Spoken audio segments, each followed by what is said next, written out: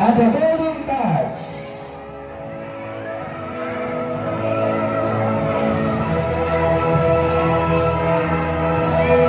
Ang mga documentation, please forward. Share.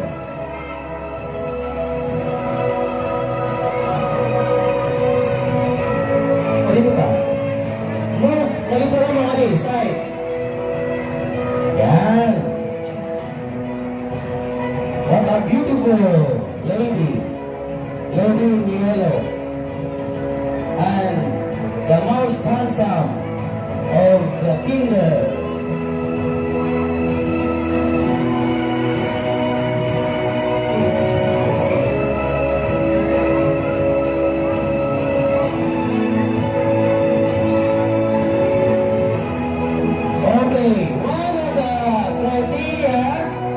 In the presentation of the book of characters, you have to present the story. Kung ang iya libro ada ang original, ipakita din ang original. Kaya niyo, ma'am? Alright. Kung may ada, please present ang libro. Okay, children, are you ready?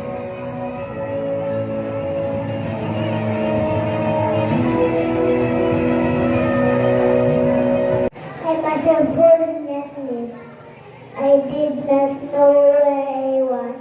Please do not punish me.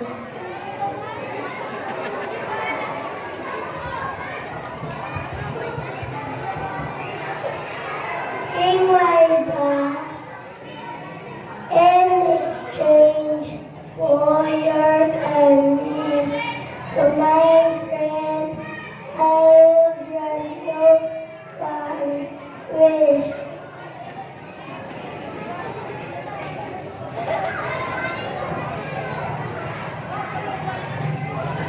I wish everything I touch is turned to gold.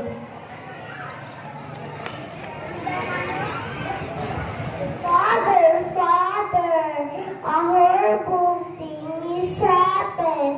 I went to the garden and picked you a flower, but all of the roses become hard and yellow.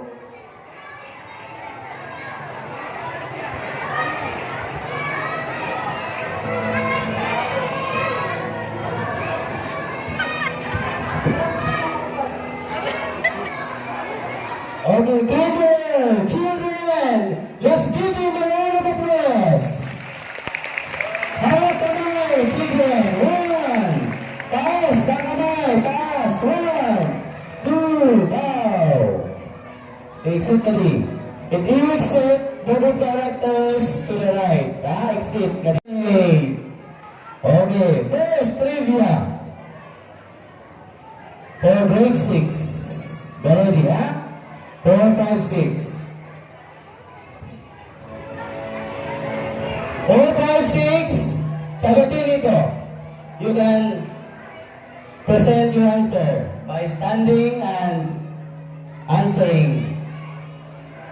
She is the one who helped Cinderella attend the ball using her magic wand.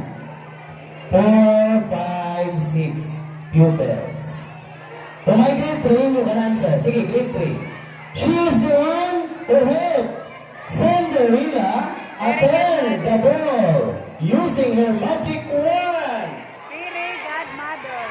Please come upstage. 1, 2, 1, 3, 4, 5, 6, 7, 8. Dali! Okay, so what is your answer? From grade? Fairy godmother. Okay, from fairy godmother, grade fairy god. Okay, is that the answer?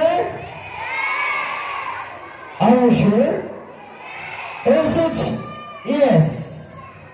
Very good. Meron siyang chocolate. Okay, yo. Mamaya, marami pa tayong trivia. Okay, dito. Dito. Eh, may dapat kita. Documentation, kaya na. Andito na ang mga grade 1. Si Miss Tambelina, the cutest book of character.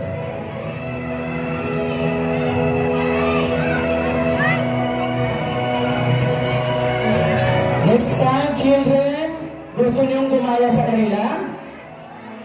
Mga recycled materials, ha? Recycled. Maghanda na kayo. Next year. Mag-ipon na kayo, din mag-isip kayo anong ipapatahi na recycled.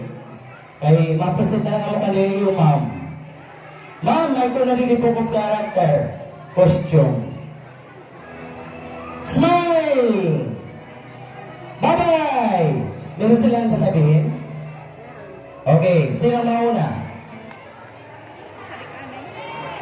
I will never leave your mother.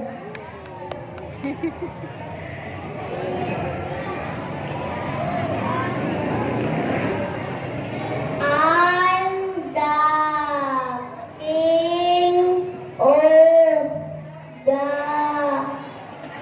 flower land.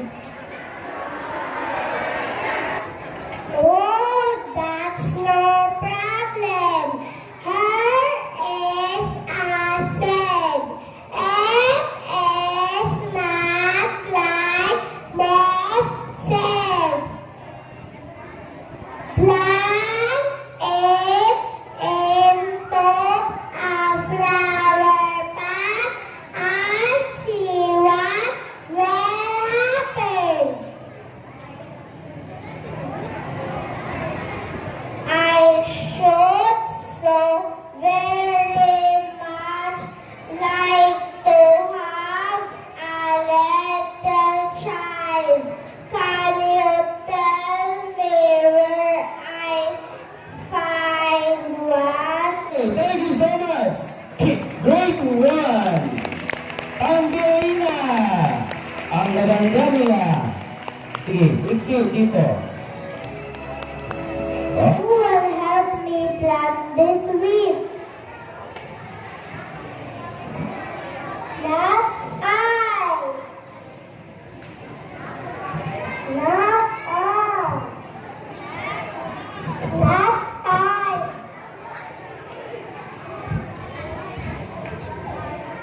Then I will do it myself.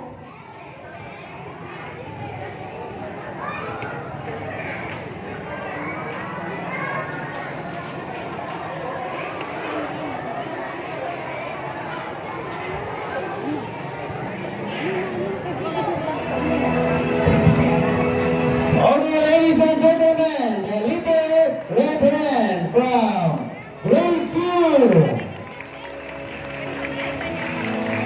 Next, Goldilocks and the Three Bears.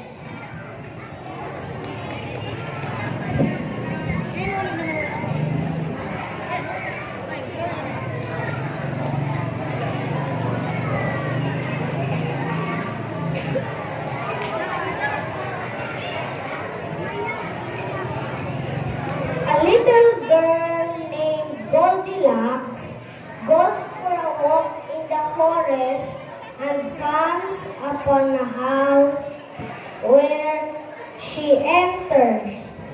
Hello? Hello? Anyone there? And finds to her delight 3 bowls of porridge. The first one she tastes is too hot. The next, too cold, but the third one just right, so she eats it all up.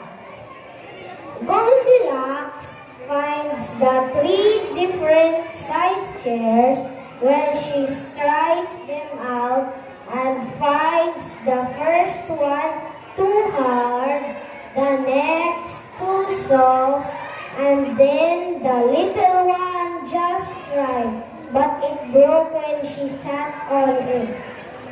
Oh, that's hell, and the chair is broken. I hope the owner will not be very angry. And she wanders in the tries them out.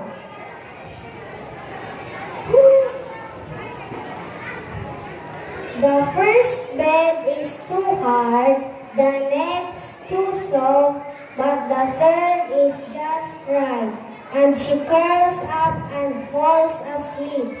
Meanwhile, the owners come home, who happen to be three bears, Papa, Mama, and little baby bear.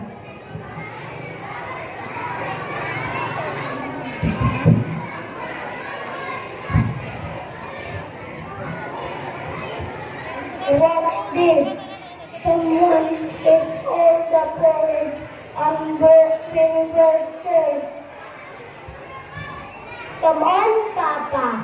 Punish, punish. Oh, the poor thing really scared here. Much to their surprise, they discovered the outcome of what Goldilocks has done to their porridge, chairs, and finally their beds. Goldilocks wakes with a fright when she sees and hears the bears. She jumps from the bed and runs away as fast as she can. Goldilocks and the Three Bears. Characters of the story. Goldilocks is Jacqueline Joy G. Caito. Father Bear is Jester F. Esmadi.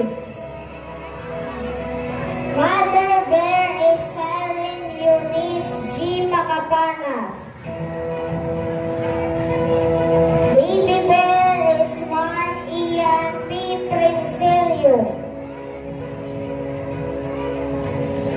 Narrator is Mackenzie Paul P. Gaon.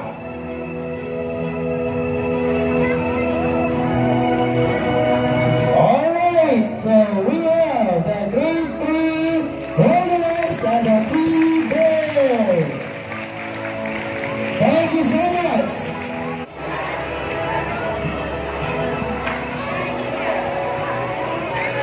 How beautiful it is. How I wish that he were a real boy. I have always wanted to have a son. Your name will be Pinocchio. Thank you, good parent. I will never lie again. You can be sure of that. Pinocchio, I want you to be a brave, honest, and a generous boy. So every time you tell a lie, your nose and ears will grow. And when you tell the truth, they will be normal again. You want to help you get rich, plant your plants under the magic tree. In a few hours, they'll turn gold. Okay, so let's give you a round of applause. The Pinocchio from grade 4. Grade nanalo sa linya.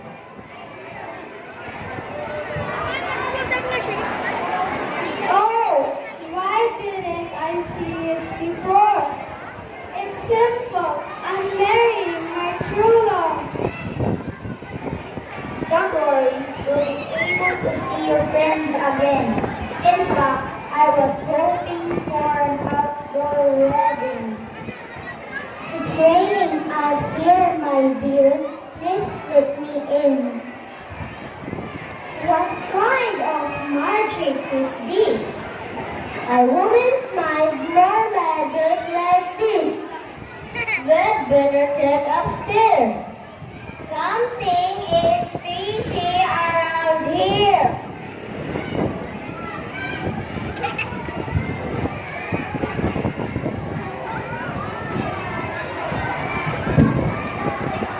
Okay, so thank you so much. It's now characters.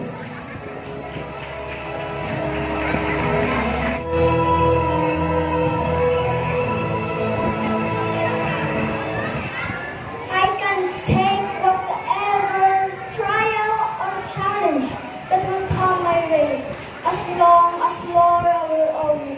day. Today is the day to faith God. Every and anything you do, that's have faith in God. And wisdom is at work and yourself. Thank you so